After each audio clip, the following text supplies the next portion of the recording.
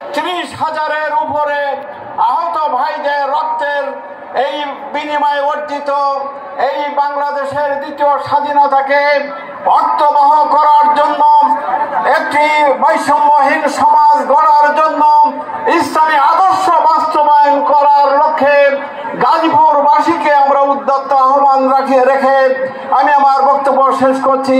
ওয়া আখিরু দাওয়ানা আলহামদুলিল্লাহি রাব্বিল আলামিন।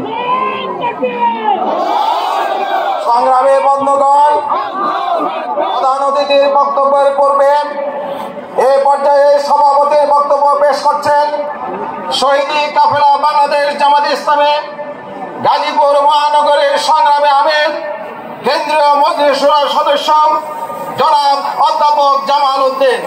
সভাপতির বক্তব্য পেশ করছেন অধ্যাপক জামাল উদ্দিন। ইন্নাল হামদুলিল্লাহ ওয়াসসালাতু ওয়াসসালামু আলা রাসূলিল্লাহ ওয়া আলা আলিহি ওয়া সাহবিহি আজমাইন।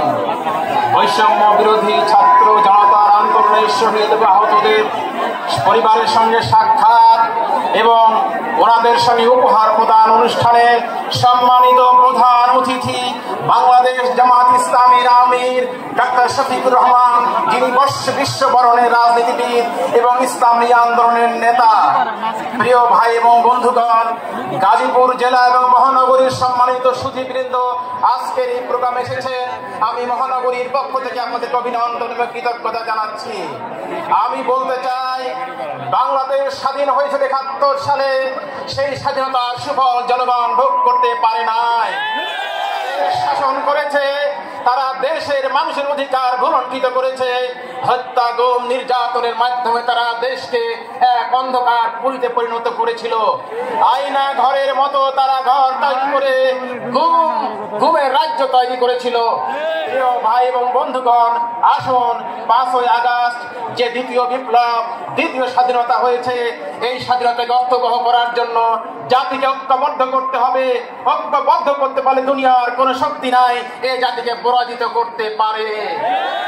আমরা বিশ্বাস করি আমিরে জামাত ডাক্তার শফিকুর রহমানের নেতৃত্বে আগামী দিনের যে গণজোয়ার তৈরি হয়েছে, জাতিকে ঐক্যবদ্ধ করার জন্য যিনি অক্লান্ত পরিশ্রম করছেন, আমরা বিশ্বাস করি ওনার নেতৃত্বে আগামী দিনে জাতি ঐক্যবদ্ধ হবে এবং দেশে গণতন্ত্র, ভোটাধিকার, মানবাধিকার, ন্যায়ের শাসন এবং নিরপেক্ষ বিচার ব্যবস্থা প্রতিষ্ঠিত হবে। আল্লাহ রাব্বুল আলামিন গাজীপুরবাসী আজকে এখানে এসে এই গণসমাবেশে এসে আমাদের প্রধান অতিথিকে সম্মান প্রদর্শন করেছেন, তার জন্য আবারও কৃতজ্ঞতা জানিয়ে আপনাদেরকে আন্তরিক অভিনন্দন জানিয়ে আমার আলোচনা শেষ করছি। আসসালামু আলাইকুম ওয়া রাহমাতুল্লাহি ওয়া বারাকাতুহু। সংগ্রামী বন্ধুগণ, আজকের এই বৈষম্য বিরোধী শহীদ এবং আহতদের মত বিনিময় এবং সুধী সমাবেশে আজকের জনসমুদ্রে পরিণত হয়েছে। আজকের এই জনসমুদ্রে এই পর্যায়ে প্রধান অতিথির বক্তব্য পেশ করছেন শহীদ কাফেলা বাংলাদেশ জামাত ইসলামের আমিরে জামাত, আমাদের প্রাণপ্রিয় নেতা, বিশ্ব ইসলামী আন্দোলনের অন্যতম নেতা, মুসলিম ভারতের কণ্ঠস্বর, আমাদের প্রিয়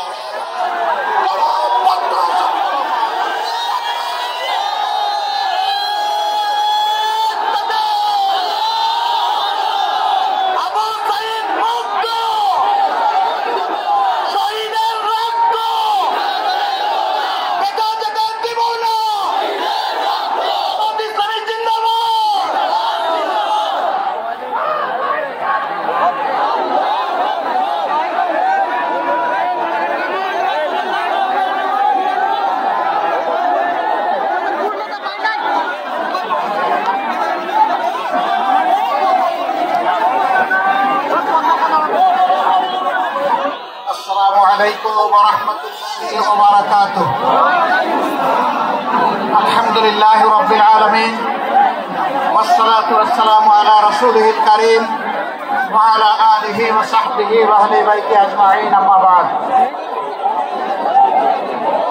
বাংলাদেশ জামাত ইসলামী গাজীপুর মহানগরী এবং জেলা শাখা কর্তৃক আয়োজিত সম্প্রতি বৈষম্য বিরোধী আন্দোলনের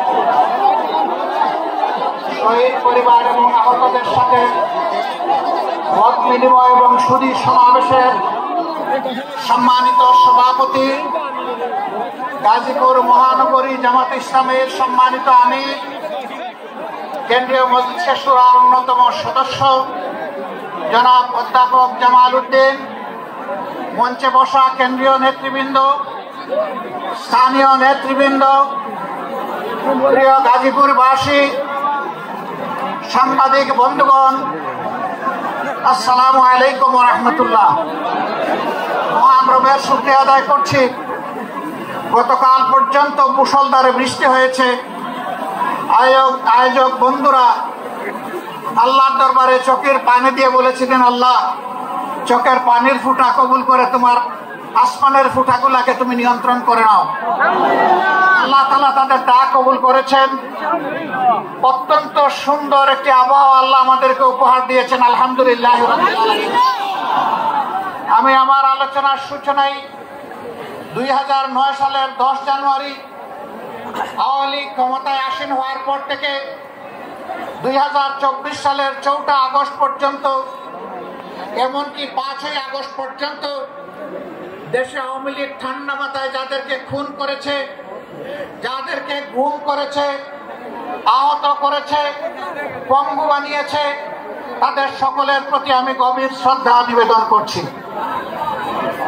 জালিমদের হাতে যারা নিহত হয়েছেন, ঈমান নিয়ে দুনিয়া থেকে যারা বিদায় নিয়েছেন, দেশ এবং জাতির প্রতি ভালোবাসা, দেশপ্রেমকে পুঁজি করে যারা সমান্তরে লড়াই করে দুনিয়া থেকে বিদায় নিয়েছেন, মহান মনিবের দরবারে দোয়া করি আল্লাহ তাদেরকে মর্যাদাশীল শহীদ হিসেবে কবুল করুন।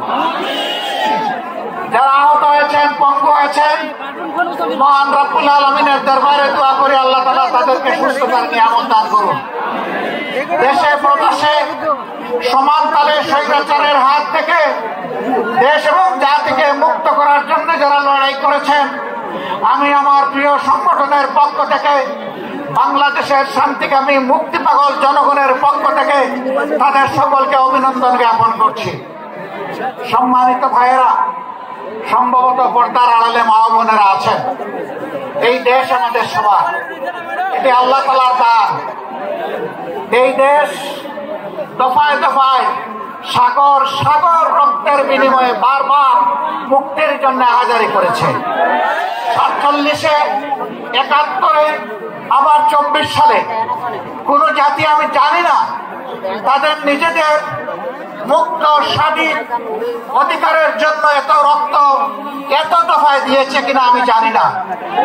আল্লাহ তাআলার দরবারে দোয়া করি আল্লাহ তাআলা এই জাতির লড়াকু এই সৈনিকদের সমস্ত ত্যাগকে কবুল করুন। সমান তালে যুদ্ধ করেছে নারীরা, পুরুষরা, যুদ্ধ করেছে 1.5 মাসের শিশুরা। 24 তারিখ যে নতুন স্বাধীনতা বাংলাদেশের মানুষ লাভ করেছে, তার মাত্র 2 দিন আগে উত্তরায় এক মা 1.5 মাসের শিশুকে তুলে নিয়ে তিনি রাস্তায় চলে এসেছিলেন। উনি সামনে বুক পেতে দাঁড়িয়েছিলেন। সাংবাদিকরা বলেছে, মা তুমি সরে যাও, তোমার এই কচি বাচ্চাকে নিয়ে তুমি এখানে দেখো না। সে বলেছে, আমার তো কোনো বড় বাচ্চা নাই, আমার পরিবারে তাইলে কি কোনো শহীদ হবে না? আমি এই বাচ্চা নিয়ে শহীদ হওয়ার জন্য এখানে এসেছি। আমি আমার এবং আমার বাচ্চার স্বাধীনতার বিনিময়ে জাতি মুক্ত হয়েছে, স্বাধীন হয়েছে, আমি দেখতে চাই। আল্লাহু আকবার, আল্লাহু আকবার। জাতির মধ্যে এই ধরনের মা সৃষ্টি করেছে, আমরা দোয়া করি আল্লাহ তাআলা সেই জাতির মায়েদের পেট থেকে সন্তান সৃষ্টি না করে আল্লাহ যেন যোদ্ধা সৃষ্টি করে দেন। সম্মানিত ভাইয়েরা, অতীতের বঞ্চনা কষ্টের দিকে ফিরে যাব না, এর সাক্ষী এদেশের জনগণ এবং সারা বিশ্ববাসী। আমরা শুধু এটুকু বলি, এর থেকে গত, আগত, অনাগত আমাদের সকলের জন্য শিক্ষা হয়। জাতির সাথে গাদ্দারি করলে, জাতির সেবক হয়ে আসার ঘোষণা দিয়ে মালিক মনে গেলে কি পরিণতি বরণ করতে হয়, এর থেকে আমরা সারা দেশবাসী যেন শিক্ষা গ্রহণ করতে পারি। যদি আমরা শিক্ষা গ্রহণ করি, আমরা বিশ্বাস করি আগামীতে স্বৈরাচারের, এমন কোন স্বৈরাচারের জন্ম হবে না যারা ক্ষমতায় থাকা অবস্থায় জনগণের অর্থে কিনা অস্ত্র আর বুলেট জনগণের বুকে ছোড়ার দুঃসাহস করবে। আমরা এমন নতুন কোনো আজ হোক কাল হোক নিকটে হোক দূরে হোক এমন কোন সন্ত্রাসী সরকার দেখতে চাই না। তাহলে কি করতে হবে? প্রিয় বাংলাদেশটাকে এক করতে হবে। 18 কোটি মানুষের 36 কোটি হাতকে এক জায়গায় ধরতে হবে। বিশ্বকে জানান দিতে হবে দেশ এবং জাতির স্বার্থে আমাদের মধ্যে কোনো বিভাজন নেই। যত বিভাজন রেখা তৈরি করা হয়েছিল সবগুলাকে আমরা পায়ের নিচে ফেলে দিয়েছি। আর আমরা কাউকে জাতিকে বিভক্ত করার সুযোগ দেব না। দলের ভিত্তিতে, ধর্মের ভিত্তিতে, গোষ্ঠীর ভিত্তিতে আমরা কাউকে আর জাতিকে ভাগ করার সুযোগ দেব না। জাতিকে তারাই ভাগ করে যারা জাতির দুশ্মন। জাতির যারা বন্ধু তারা কখনো তার জাতিকে ভাগ এবং বিভক্ত করতে পারে না। এই ক্ষেত্রে আমরা আপোষহীন। আমরা মতলববাজদেরকে জানিয়ে দেব, অতীতে তোমরা যা করেছো এই জাতি আর ভবিষ্যতে তোমাদেরকে তা করতে দিবেন না। আমরা জানিয়ে দেব এখন থেকে বাংলাদেশের মানুষ কালোকে কালো বলবে, সাদাকে সাদা বলবে। এখানে সাংবাদিক বন্ধুরা এসেছে, এই জগৎ সাক্ষী। সাংবাদিকদেরকে বলা হয় জাতির দর্পণ বা আয়না, মিডিয়াকে বলা হয় জাতির দর্পণ বা আয়না, সাংবাদিকদেরকে বলা হয় জাতির বিবেক। আমাকে একজন সাংবাদিক প্রশ্ন করেছে, আপনাদের বক্তব্য ইদানিং আমরা শুনছি, জাতি আপনাদের বক্তব্য বিবেচনায় নিচ্ছে, এই বক্তব্যগুলো আগে আমরা শুনতে পেলাম না কেন? আমি জবাব দিলাম যে স্বৈরাচাররা আমাদের বক্তব্য জাতির সামনে পেশ করার সুযোগ দেয়নি, তাই আপনারা শুনতে পারেন। আমি তাকে প্রশ্ন করলাম, আজকে আপনার আমাকে ইন্টারভিউ করছেন, গত 15.5 বছর কি একবারও আপনার ইচ্ছা হয়েছিল যে আমার ইন্টারভিউটা করার বা আমাদের দলের কারো ইন্টারভিউ? বলে জি না। আপনারা দেখেছেন বাংলা ভিশনের আমার সেই ইন্টারভিউ আপনারা দেখেছেন? তিনি বলছেন জি না। আমি বললাম কেন আসলেন না? বলে যে পরিবেশ ছিল না। বলে তাইলে আপনার প্রশ্নের জবাব আপনার কাছেই আছে, আমার কাছে চাইতে হবে। আমরা কি চাই? আমরা চাই এমন একটি দেশ হবে যেই দেশে কোনো বৈষম্য থাকবে না। বলবেন যে বৈষম্য তো সব জায়গায় দেখি কম বেশি। বৈষম্য থাকবে না তার মানে সবার উচ্চতা গলা কেটে সমান করে দিতে হবে, তাই না? না, আল্লাহ যাকে যেটুকু নিয়ামত দিয়েছেন, ইজ্জত দিয়েছেন, তিনি তার ইজ্জত অনুযায়ী জাতির কাছে মর্যাদা পাবেন।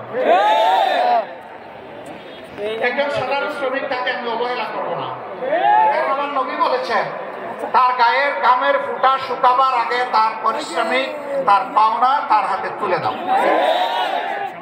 বলবেন তাহলে কি প্রতিদিন বেতন দিতে হবে? হ্যাঁ, যদি শ্রমিকরা চায় প্রতিদিন দিতে হবে। আর যদি বলে যে না মাসের শেষে আমার বেতনটা ঠিক মতো আমাকে দিয়ে দিয়ে, তাহলে সেভাবেই দেবে। এখানে কোনো ধরনের তাল বাহানা চলবে না।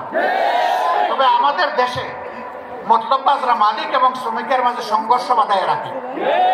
যদি উদ্যোগটা মালিকটি না থাকে, আমার শ্রমিকটি কোথায় কাজ করবে? শিল্প যদি না বাঁচে, আমার কর্মসংস্থান কোথায় হবে? যারাই সমাজের দুশ্মন তারাই শিল্প ধ্বংস করতে চায়। তারা শ্রমিকদের আবেগকে উস্কে দিয়ে রাস্তায় নামায়, মরে শ্রমিকরা, বেনিফিট নিয়ে গড়ে বসে তারা। আবার কিছু মালিক আছেন, তারা চান যে শ্রমিকের শুধু ঘাম নয়, পারলে রক্তটাই নিয়ে নেয়। এটা অন্যায়, এটা অন্যায়। শিল্প তারা বাঁচাবে, আপনি তাদেরকে বাঁচতে দিন। আপনি তাদেরকে সম্মান করবেন, তারা সমস্ত শক্তি উজাড় করে আপনাকে সব কিছু বিলাই দেবে। শিল্পের উন্নতি হবে, তাদেরও উন্নতি হবে। আমরা ওই রকম বৈষম্যহীন একটা সমাজ চাই। আমরা এমন একটা সমাজ চাই যেই সমাজে জন্ম নেওয়া প্রতিটি শিশু জন্ম নেওয়ার পর থেকে 4টি অধিকার তাকে তার সরকার দিতে বাধ্য থাকবে। একটি হচ্ছে তার খাওয়ার অধিকার, অর্থাৎ তার খাদ্যের যোগান দিতে হবে। অপুষ্টির কারণে কোনো শিশু মারা যাবে না, বিকলাঙ্গ হবে না। দ্বিতীয়টি হচ্ছে তার আশ্রয়, তার মাথা গুজার একটা ঠাঁই থাকতে হবে। তার সাথে মর্যাদায় মিলে এরকম একটা জায়গা তাকে তৈরি করে দিতে হবে। কারণ নিজের সামর্থ্য থাকে, সরকারের কাছে সে অবশ্যই চাইবে না, কিন্তু যার সামর্থ্য নাই তাকে অবশ্যই আশ্রয়ের ব্যবস্থা করে দিতে হবে। এরপরে এই শিশুটির অধিকার হচ্ছে সে যাতে একটা সুস্থ নাগরিক হিসেবে গড়ে উঠতে পারে, এই জন্য তার জন্য স্বাস্থ্য সেবা নিশ্চিত করতে হবে। এরপরের অধিকার হচ্ছে তাকে সুশিক্ষা দিতে হবে। আজকে বহু সন্তান, লক্ষ লক্ষ সন্তান মায়ের পেট থেকে জন্ম নিয়ে এই 4 অধিকারের কোনোটাই পায় না। তারা বস্তিতে নির্জনে দুকে দুকে কাঁদে আর আল্লাহকে চিৎকার দিয়ে বলে, আল্লাহ আমরাও তো এই সমাজের মানুষ, আমাদেরকে একটু সম্মানজনক বাঁচার কোনো অধিকার নেই? আমরা এই জায়গাটাকে সমতলে আনতে চাই, দেখতে চাই। সম্মানিত ভাইয়েরা, আর আমরা কি চাই? আমরা চাই ব্যবসায়ীরা তাদের জায়গায় ব্যবসা করবে, কোন দুর্বৃত্ত চাঁদাবাজের সাহস হবে না তার কাছে গিয়ে চাঁদা চাওয়া। যাকে আল্লাহ তাআলা গরিবী হালতে রেখেছেন, প্রয়োজনে সে ভিক্ষা করবে, কিন্তু কোন ক্যাডারকে এর আগে চাঁদা দিতে হবে না। সারাদিন ভিক্ষা করবে, শ্রমিক শ্রম দিবে, কর্মচারী কাজ করবে, কর্মকর্তা কাজ করবে, কৃষক মাঠে ফসল ফলাবে, বিকালে যখন সওদা কিনতে যাবে তখন 30 টাকা কেজি দরের পেঁয়াজ 300 টাকা হবে না। বাজারে স্বস্তি থাকবে, সহনীয় দ্রব্যমূল্য থাকবে, যাতে প্রতিটি মানুষ তার সামর্থ্য অনুযায়ী স্বস্তির সাথে বসবাস করতে পারে। তার সামাজিক নিরাপত্তাটা এমন হবে যে সে ঘরের মধ্যে দরজা খুলে হোক বন্ধ করে হোক রাতের বেলা শান্তিতে ঘুমাবে, কোনো দুর্বৃত্ত তার সম্পদ কিংবা ইজ্জত লুণ্ঠন করার দুঃসাহস করবে না। আমরা এমন একটা সমাজ চাই, আমার এমন একটা সমাজ প্রয়োজন যে সমাজের শিক্ষিত মানুষগুলা কলমের কুচায় কোটি কোটি হাজার কোটি টাকা জাতির কাছ থেকে লুণ্ঠন করবে না। কলম হাতে নিয়ে কলিজা তার থরথর করে কাঁপবে, আল্লাহ আমার হাতে কলম তুলে দিয়েছেন, এই কলমের জায়গায় আমি যদি বেইনসাফি করি, ইয়াউমাত তালাকে মুলাকাতের দিন আদালতে আখিরাতে আল্লাহ আমার কাছ থেকে গড়ায় গন্ডায় হিসাব নেবেন আর আমার জায়গা হবে জাহান্নাম। এই অনুমতি নিয়ে রাষ্ট্রের, সমাজের প্রত্যেকটি শিক্ষিত কর্মচারী, কর্মকর্তা ব্যক্তিটি তার দায়িত্ব পালন করবে। আমরা এখন কি দেখি, নির্বাচনের আগে যিনি এমপি ক্যান্ডিডেট তিনি পায়ে ধরে বলেন যে আপনারে আমার বাবার মতো লাগে। আরে পায়ে ধরতেছেন, হুশ নাই কারে ধরতেছেন, হয়তো তিনি তার ছেলের বয়সী। বলতেছেন যে আপনার বাড়িতে আসি, আপনার সাথে পরে কথা বলবো, আসেন আপনার বাবার কবরটা আগে জিয়ারত করি। এই লোকটা বলতেছে আস্তাগফিরুল্লাহ, আমার বাবা তো এখনো জীবিত আছেন, আপনি কবর পাবেন। নির্বাচনে গিয়ে সময় গিয়ে বলে যে আপনারে আমার মায়ের পেটের ভাইয়ের মতো লাগে দেখতে। নির্বাচন চলে গেল বলে তুমি কে বেটা, শালার বেটা, এখান থেকে পালাও। এখানে আসছো কেন, কিভাবে আসছো, কে তোমাকে আসতে দিল? ওর তো এখন জান বাইর হওয়ার উপক্রম। আমরা ওই রকম ভণ্ড রাজনীতিবিদ চাই না, আমরা চাই উমরি শাসন। রাতের বেলা উমরের সবাই ঘুমাবে তার রাজ্যে, তিনি খলিফা, তার ঘুম তিনি জনগণের জন্য আল্লাহর কাছে ওয়াকফ করে দেবেন। রাস্তায় বের হয়ে দেখবেন তার রাজ্যের নাগরিকরা কে কোন কষ্টে আছে, খুঁজে বের করে পরের দিন সকালে নিজেই তার সমাধান দিবেন হাতে তুলে। আমরা সেই রকম শাসক চাই, গ্রামের মেম্বার থেকে শুরু করে পার্লামেন্ট মেম্বার পর্যন্ত, পিয়ন থেকে শুরু করে বঙ্গভবনের প্রেসিডেন্ট পর্যন্ত ওই রকম পদাবির ও দায়িত্বশীল শাসক চাই। এই শাসক হলে আপনারা কি মন খারাপ করবেন? এরকম শাসক চাইলে আমরা সবাই চাই, কিন্তু সবাই চায় না।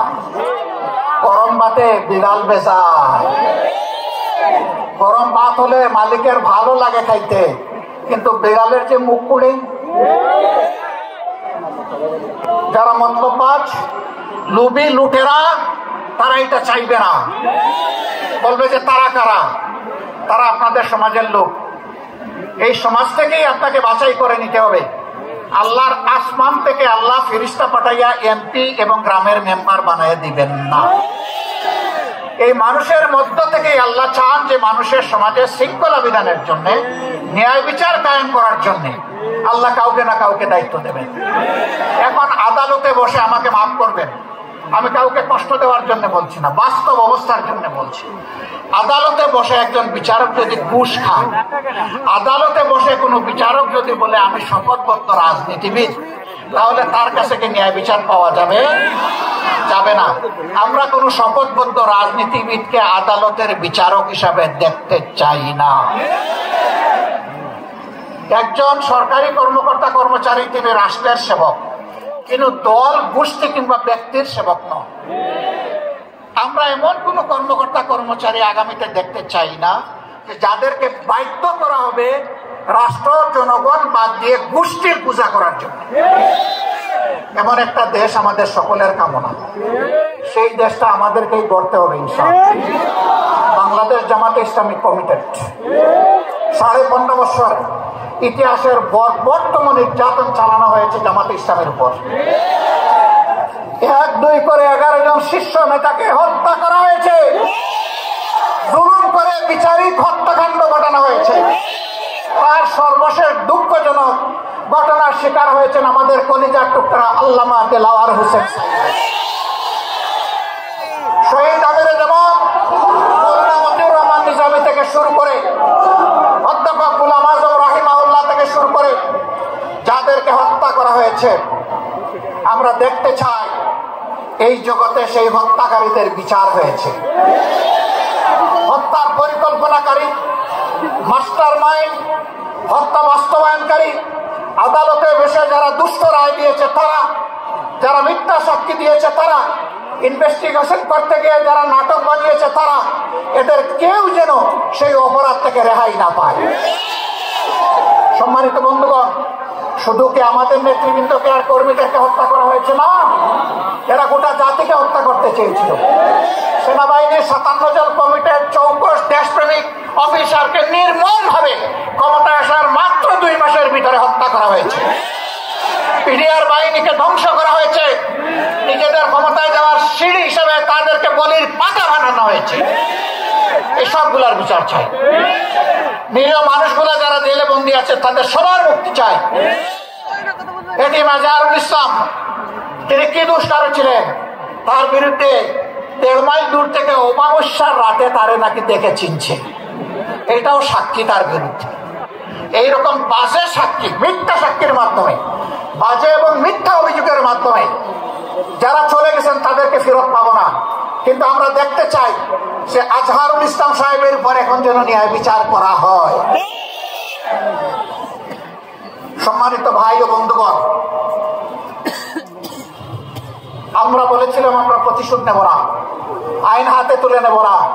মহান রবের শুকরিয়া আদায় করি, 56,000 বর্গ মাইলের আমাদের 2.5 কোটি সহযোগী আল্লাহর মেহেরবানি চরম ধৈর্য ধারণ করেছে। কেউ বলতে পারবে না এত বড় পরিবর্তনের পরে তারা কারো গায়ে হাত দিয়েছে, কারো ইজ্জতে টান দিয়েছে, কারো কাছে চাঁদা চেয়েছে, রাজপথ অথবা ফুটপাত দখল করেছে, কোনো ব্যবসায়ীকে হয়রান করেছে, হুমকি দিয়েছে। আল্লাহর মেহেরবানি কেউ বলতে পারবে না। যে আল্লাহ তৌফিক দিয়েছেন, আবার মাথা নত করে সেই আল্লাহ শুকরিয়া আদায় করি আলহামদুলিল্লাহ। আমরা আমাদের ক্রোধকে পায়ের নিচে ফেলেছিলাম, আল্লাহর কাছে চেয়েছিলাম আল্লাহ এটা যদি বিজয়ের প্রাথমিক আলামত হয়, এখানে গোলামদের বান্দিদের অহংকার করার কোনো জায়গা নেই।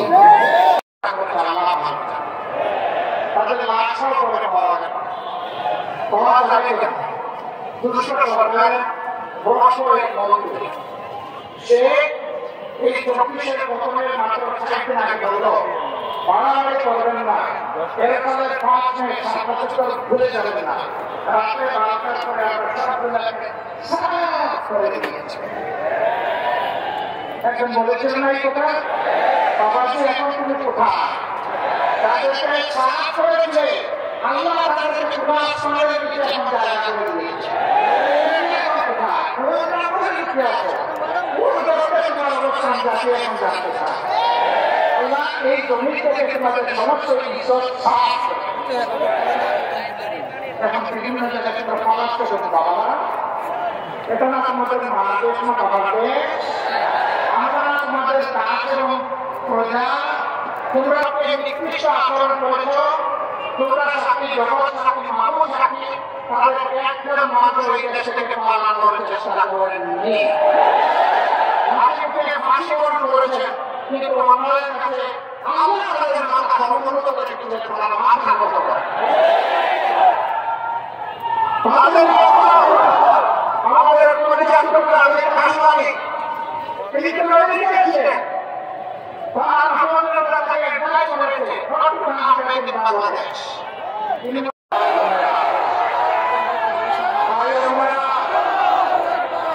যারা অপরাধী, এই অপরাধে আমি ন্যায় বিচার চাই। আমি যদি ফাঁসির উপযুক্ত কোনো কাজ করে আমাকে ফাঁসি দেওয়া হোক, আদালতে ন্যায় ব্যবস্থা কোনো বিচার চাই না, কোনো দুর্বৃত্তকে আদালতের চেয়ারে দেখতে চাই না। যারা বিবেকের আমানত রক্ষা করতে পারে তাদেরকে আমরা আদালতের বিচারের সাথে সমাজ আসতে দেখতে চাই। যারা কারো মুখের থেকে তাকে কোনো বিচার করে না,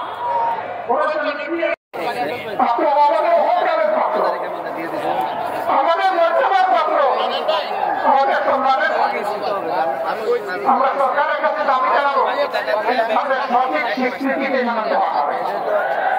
একটা উচ্চ কারিকুলামে আগামীদিনের নাগরিকরা যেন জানে তাদের আবু সাহিদরা ছিল, এই গাজীপুরের শহীদরা ছিল, সারা বাংলার শহীদরা ছিল, মুক্তরা ছিল, রিয়ারা ছিল, তুলের সংখ্যাও ছিল, এটা যেন তারা জানে। এই জন্য যারাই লড়াই করেছে দেশের বিরুদ্ধে সব জায়গায় সবাইকে অভিনন্দন জানাই। আমাদের সাথে সমাজ ব্রিটিশ যুদ্ধরা বিদেশ এবং দেশ দুই জায়গা থেকে যুদ্ধ করেছে সমাজবাদী। আল্লাহ তাআলা আমাদের সবাইকে দুনিয়ার কাছে মর্যাদা দান করুন, তাদেরকে দেশে মর্যাদার সাথে ফিরিয়ে আনাই সরকারের দায়িত্ব। সম্মানিত ভাইরা, আমরা দাবি করি প্রত্যেকটা শহীদ পরিবার থেকে কমপক্ষে একজন সম্মানজনক চাকরি তাদের হাতে তুলে দেয়। লড়াই করে যারা আহত হয়েছে, পঙ্গু হয়েছে, তাদেরকে অন্যান্য সম্মানজনক চাকরি দেওয়া হয়। তারা যেন আজীবন কারো করোনার পাত্র হয়ে না থাকে, তার যোগ্যতার বলেই যেন সে পরিবারকে আল্লাহর দায়িত্ব নিয়ে সামলাতে পারে। আমরা এই দুই জায়গার দাবি অত্যন্ত স্পষ্ট রাখলাম। সরকার আশা করবো আমাদের এই দাবির প্রতি তারা করবে। সম্মানিত ভাইরা, সেটা আমি পরিষ্কার করতে চাই, এরা পরিবারে চাকরি পাওয়ার জন্য অথবা কারো একটু সহযোগিতার জন্য এরকম লড়াই করে নাই। এরা নিঃস্বার্থ লড়াই করেছে জাতিকে সম্মানিত করার জন্য। জাতির দায়িত্ব এখন এই পরিবার এবং ব্যক্তিদেরকে সম্মানিত করা, এটা করতে হবে, এর কোনো বিকল্প নেই। কিন্তু যা মাটি আমরা থাকি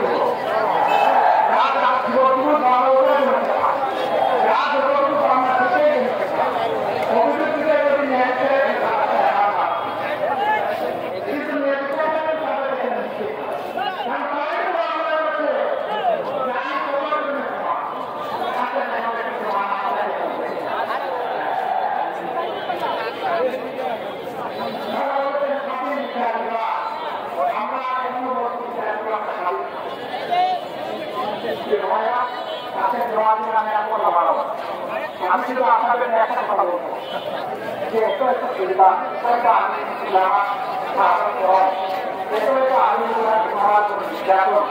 এখানে আমরা যদি এটাকে কাজে লাগাই, আমরা যদি এটাকে অ্যাকসেপ্ট করে সামনে এগিয়ে যেতে পারি, বাংলাদেশ সরকারের সাথে